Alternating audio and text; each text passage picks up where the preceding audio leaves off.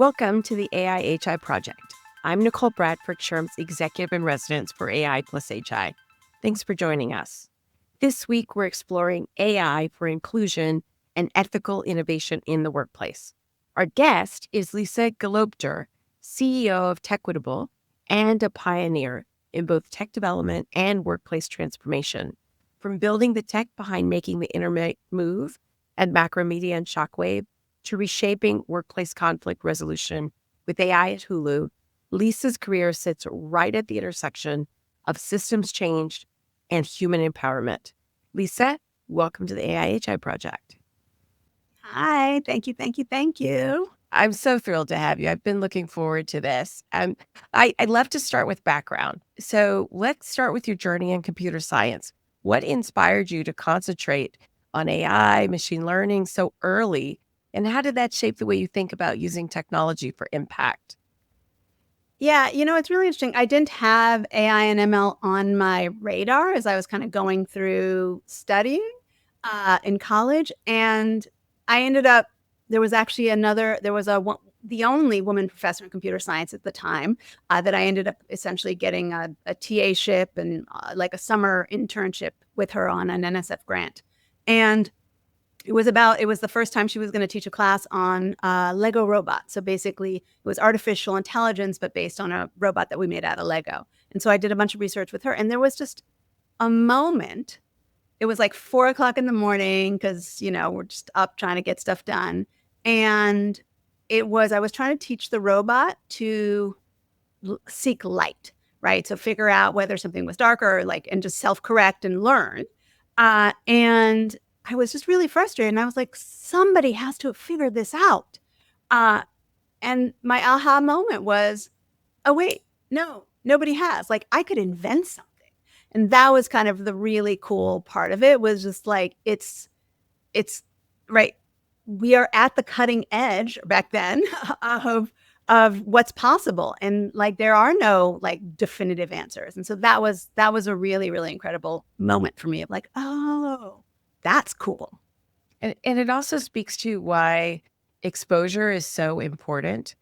You took that class and you had that moment, and then that shaped your career or the direction that you went in. And you've been an exemplar for so many people. So from leading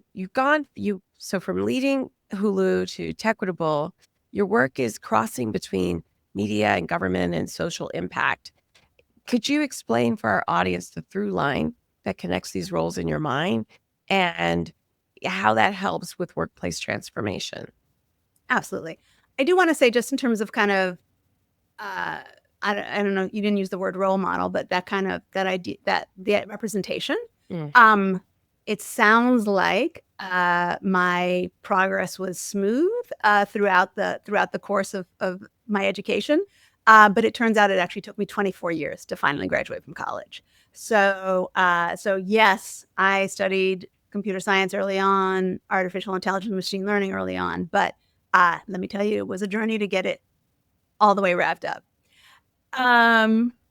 But in terms of like how I've ended up here and what my career has looked in a lot of ways, it does seem like it's an intentional progression, but it wasn't. And it's one of those things where at every new opportunity, you think, well, what am I going to learn from it, right? There was a lot of decision making that went in terms of like, well, what's that opportunity? What am I going to learn? Is it going to be exciting? Is it going to be interesting? Will I make enough money to support myself? Because obviously 24 years graduated from college, finances were a factor. Support myself, support my family.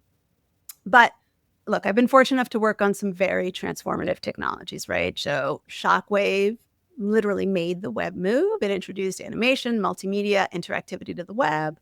I helped launch Hulu.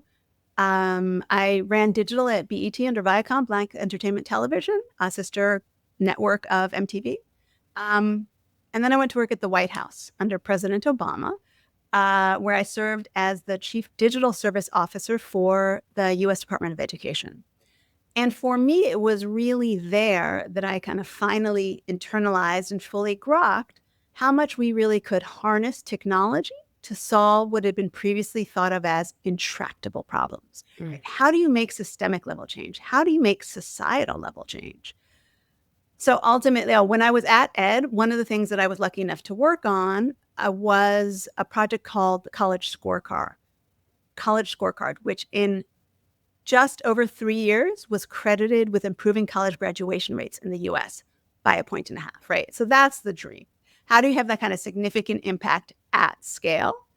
And so as I was leaving the administration, right, trying to decide what I want to be when I grew up, because it is a journey, I was like, look, if we can send a Tesla Roadster into outer space and create space debris, right, maybe we can use some of those same best practices, innovative strategies, product development approaches right here on our home planet to solve some of the issues for the underrepresented, underestimated, marginalized communities, but really more importantly for anybody in the workplace, right, in terms of equity, in terms of fairness of the workplace, right? So not necessarily about diversity, but really how do you get everybody to succeed, right? Actually, the tagline for tEQuitable is work culture that works for everyone, Mhm. right? And so that idea of, I mean, there's so much there, especially as you think about the tech industry and you think about the opportunity to close wealth gaps, to actually have Mm. people set up for success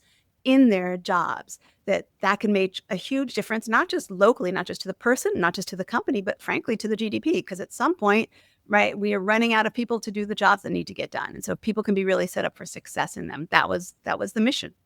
Mm. Well, there's three really amazing things that I just want to circle back on. One, you're, you know, my path hasn't been a straight shot either. And I think that everyone's path is not a straight shot.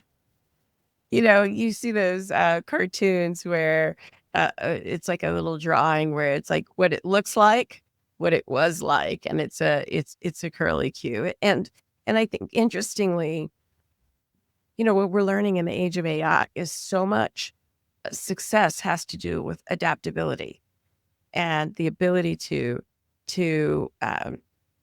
to adapt. Also, a big part of what this future of work is going to look like is, um, you know, what we're passionate about, and that's also aligned with what's changing.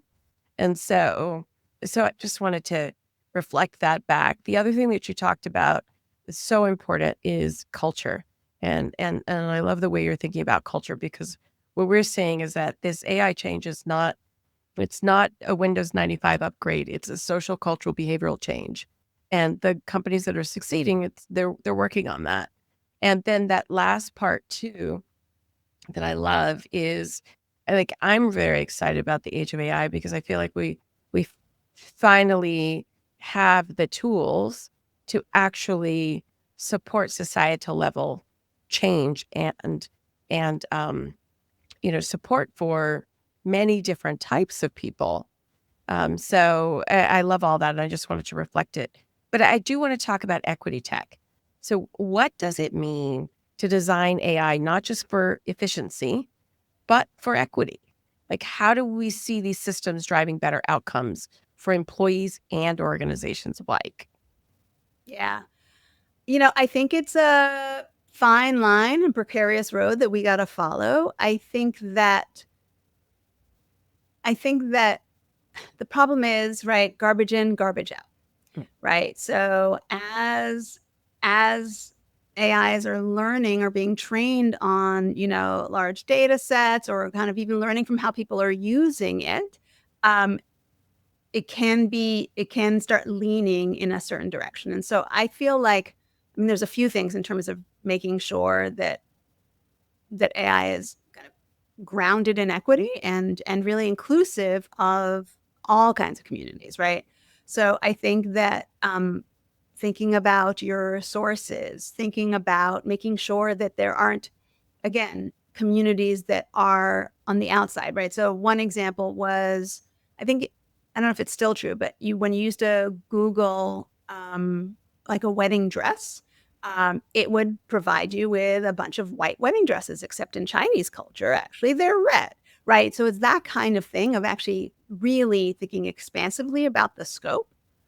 And the other thing that I think is really important is as we think about using AI within HR, within people teams, thinking about how do you compensate for some of that, what might be bias, right? From historical bias. So, for example, right, if I'm using it to look at all the folks who've been promoted in the last 10 years, and what are their commonalities? What skills did they have? What made them look alike, so that I can then look for more people with that pattern and, figure out who are going to be who is likely to be promoted. Now, if you only promoted a certain type of people over the last 10 years, right? If it's all white men with MBAs, that's not necessarily going to be skills based, right? It's going to be patterns based, Mm. which is maybe not really representative of what you should be looking for, if that makes sense. Hmm. Yeah, it reminds me several years ago when a lot of this, when we were first starting to see some of the early problems with the system, there was a job board that did not show CEO roles to women because of exactly what you described. Yeah. Yeah. And unfortunately, you also know that Workday is now getting sued for, I guess, discrimination and how they're actually sorting out interviews. I don't know anything about it, so I probably shouldn't actually talk about it. But yeah, no, they're the tools. Unless we're being really thoughtful and conscientious, it's going to result in a lot of people getting left behind, just like the digital divide. What I'd like to move on to, and it's something that you and I have talked about before, and we really share, is that AI should empower people and not replace them. So, how does that principle show up in tEQuitable, and what does human-centered AI look like in practice when you're addressing workplace bias or conflict? Yeah. Well, first, I actually want to touch on the empowerment that comes with it. So for me, I think that there is an incredible opportunity for communities that haven't typically had access to resources to really be able to harness AI to create things that they wouldn't have otherwise been able to create.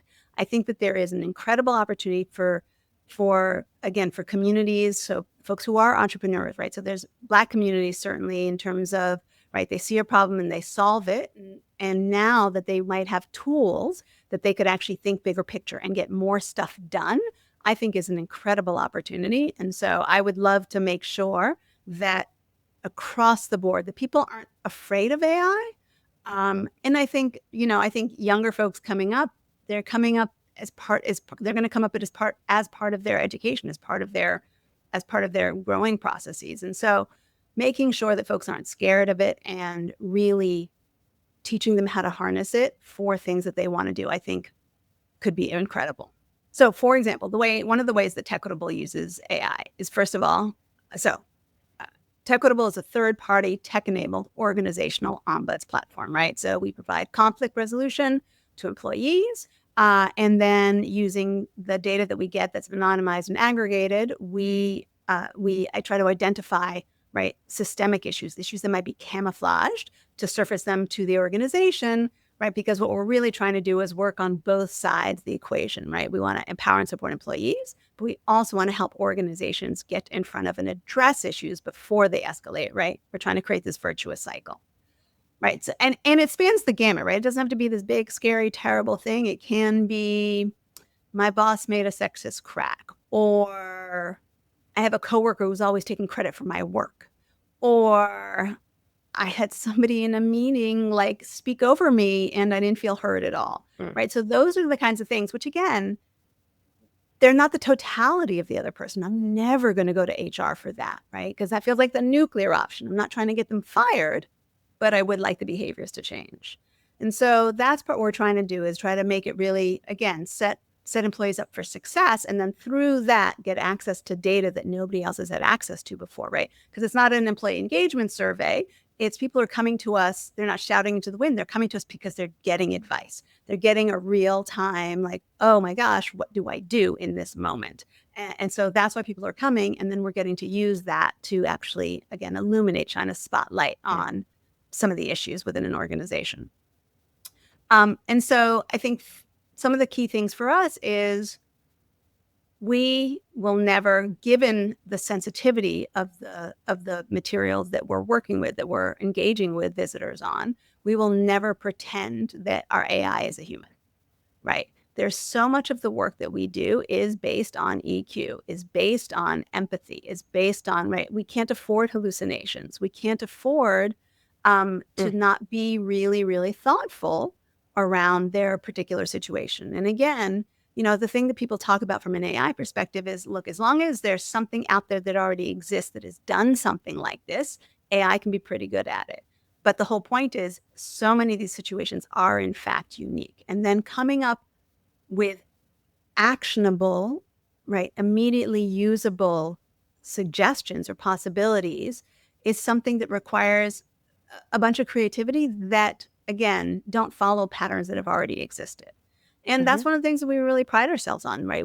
That's our expertise, is being able to do that. And look, not for nothing, we have, in fact, right, I've done some trial runs, some tests to see what would happen if we use AI. And the truth is, they're like 101, super basic, and honestly, not great at giving those kinds of suggestions. And so for us, the way we do use AI, however, is we have a library of content that is, again, experts have written. And so we do use AI so if a visitor comes to the platform and they enter a story, we use AI to evaluate that story and recommend appropriate pieces of content that might be really good matches for them from within our library, right? Mm-hmm. So we're not counting on the AI to give them advice. We're counting on the AI to do some data analysis and direction, if that makes sense. So trying to figure out how to make that balance between being a utility and really streamlining things, but then also making sure that you are serving the needs of the user. Yeah, so a couple of things. One, AI+HI is one of our platforms, but one of our other tent poles is civility because of the amount of conflict that actually happens in workplace. A lot of it is political, but there's more than that because we spend so much of our time at work that, you know, just, by location, many of our conflicts also happen there. So, I think that there's a study that talks about how employees spend 2.8 hours per week on conflict. So yes, it is super time consuming.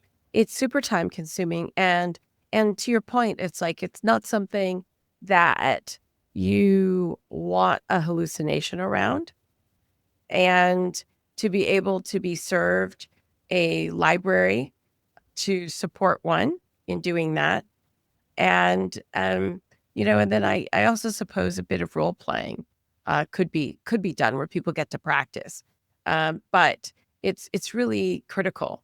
Well, so I'd love to hear your thoughts on younger generations because we've spoken about that a little bit before. And so, younger generations, they're coming into the workforce and they're having to learn uh, how to work. We see AI potentially breaking down the early part of the career ladder.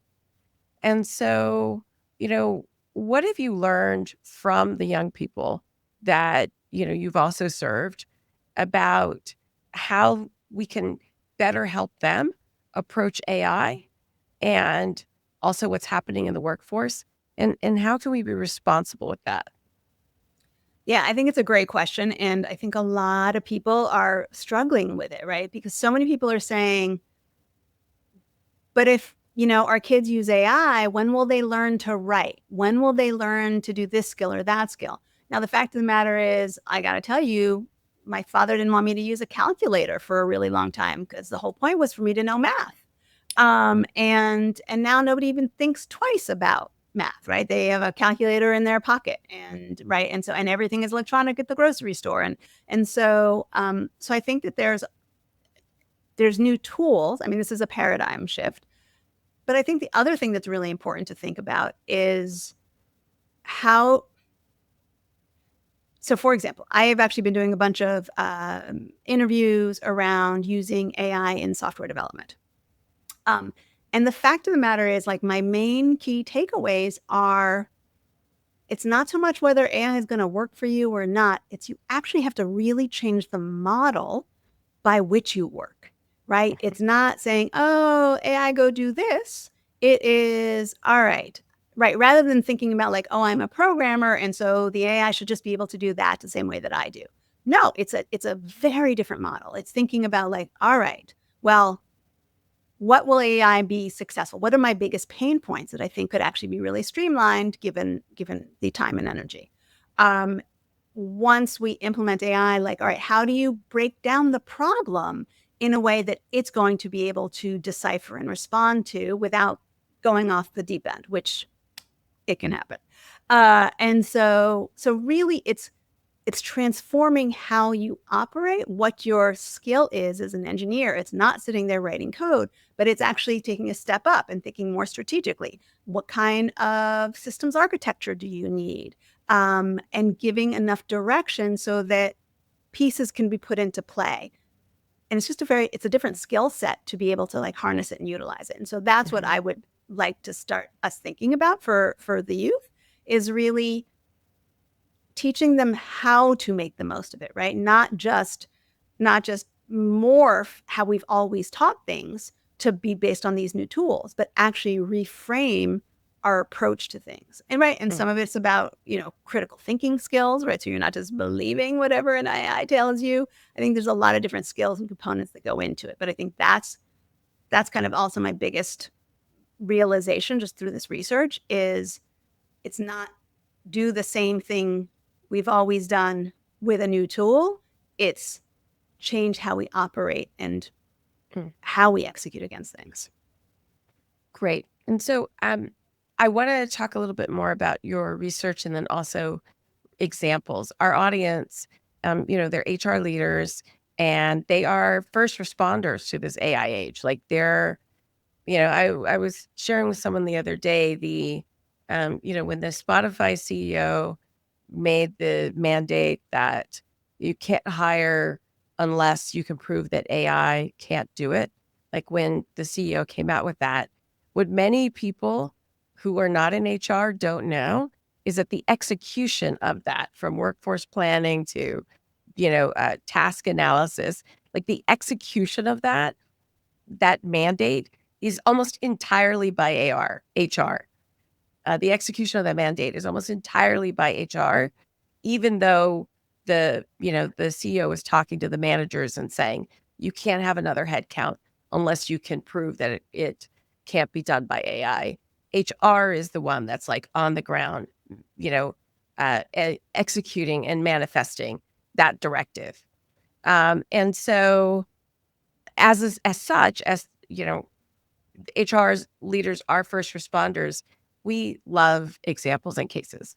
So, can you share some examples of where, whether through tEQuitable or other things where you've seen people and seen success with these complex areas like, mediation and feedback, conflict? Some examples from your platform that you'd like to share. So in terms of like from our platform, to your point around practice exercising and stuff like that, I think that's a really concrete use of it. But I think actually taking a step back and thinking about broader picture, which is HR is boots on the ground in terms of trying to figure out transformation. And so I think for them, the balance between the people impact and the business impact, I think is so critical to keep in mind. And then I would also go back to this. It is going to be about redefining skill sets, right? It is what is going to make a marketing person or a salesperson successful. What can a human do that an AI can't? And how do you have to change the job description. You have to change the interview process and the rubric against which you measure stuff. So I'm not sure exactly what other I'm trying to think about concrete examples. I mean, so one example that again, we're out there interviewing and talking to a lot of CHROs or chief people officers. And so one of the big issues that people have is if they are a global company, turns out their headquarters are in the US, so their language of business is English, but many of the employees, their first language isn't English. And so the nuance that comes across when you're writing an email or you're in Slack can be lost. And so there's a ton of miscommunication that happens between those different offices and those different people and those different cultures. And so I will say that there's a possibility to use AI to actually help narrow, like bridge that gap and to really help people communicate better. So that's a concrete example where you might use AI.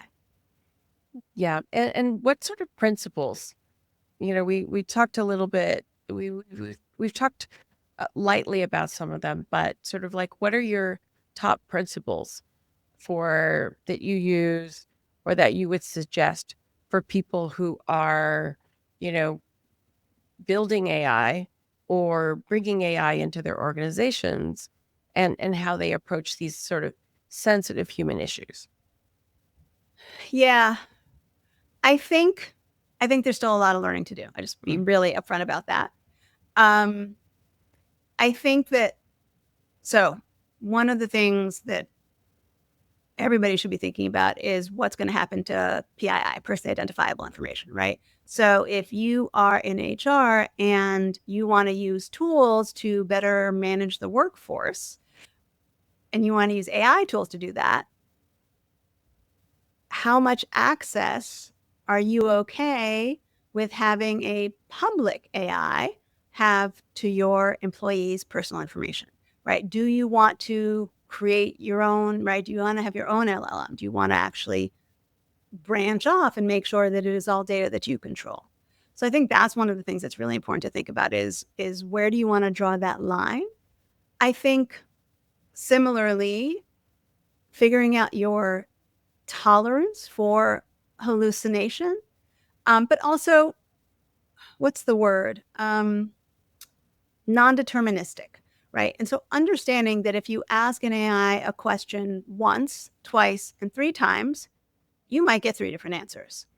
And figuring out, right, what is your fault tolerance around either straight up hallucination or how you want to communicate and what's actually okay to say. And then I think the key thing really is it's all about training it. It takes a lot of time and a lot of investment. And so basically, rather than just saying, hey, go do my job, you actually have to teach it, right? As you might somebody who's just entering into HR, right? What would you say to them? What would you point them towards? What kind of documents? What kind of policies? What kind of principles? You actually have to, right? The AI is naive.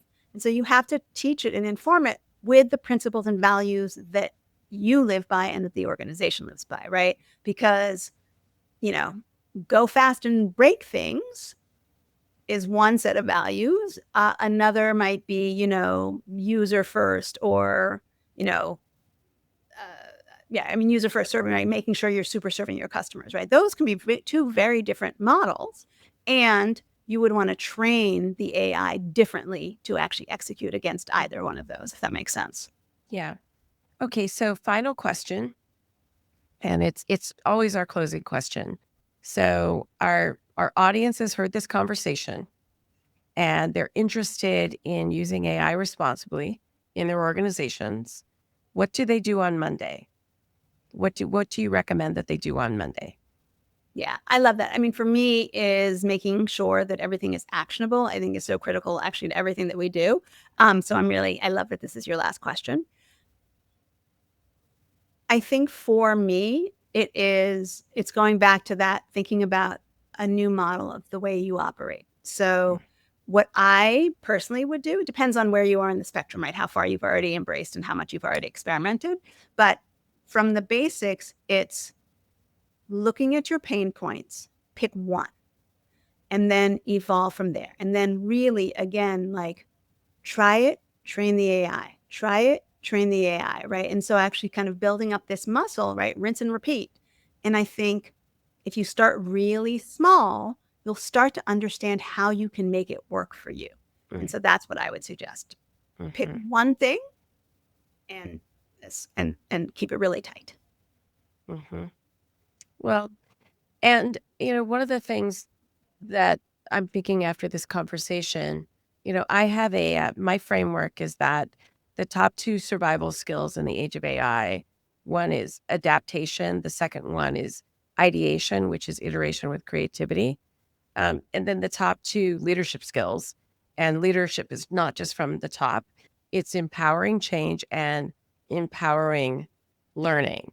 And, you know, as the task, as the software line rises of the types of tasks that AI can do, we're really going to get into the people part.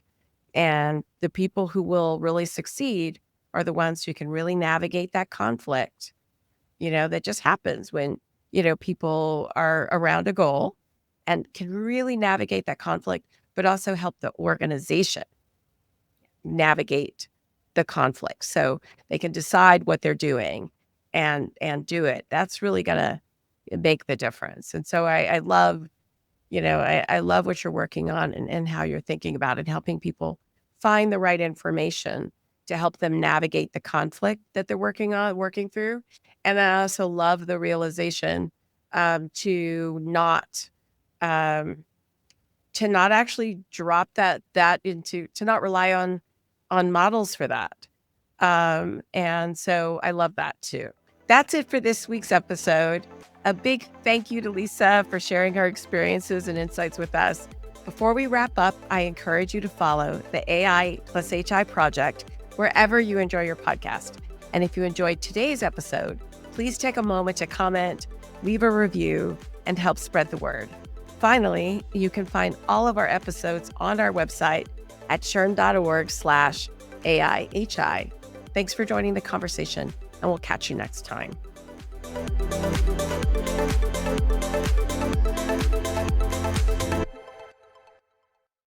SHRM.